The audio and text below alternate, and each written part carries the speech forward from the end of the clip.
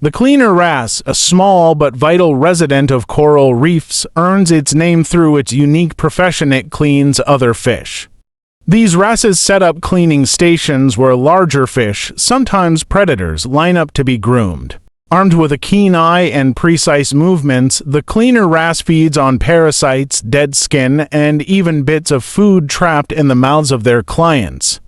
This process isn't just a meal for the wrasse, it's a lifeline for the reef fish. The relationship between the Cleaner Wrasse and reef fish is one of mutual benefit, or mutualism.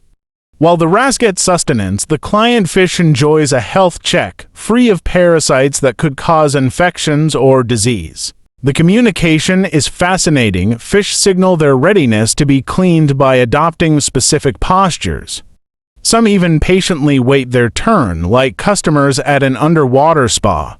Cleaning stations are hubs of activity on the reef where fish of all shapes and sizes gather. These interactions help maintain the delicate balance of the coral reef ecosystem. By reducing parasite loads and stress levels in their clients, Cleaner Wrasses contribute to the overall health and resilience of reef populations. A single Cleaner Wrasse can service hundreds of fish in a day. But not all is harmonious in this underwater exchange. Cleaner Wrasses sometimes cheat, feeding on the protective mucus layer of their clients. Such behavior can lead to broken trust, as clients may abandon unreliable cleaning stations. This delicate balance of trust demonstrates how even underwater cooperation hinges on mutual respect.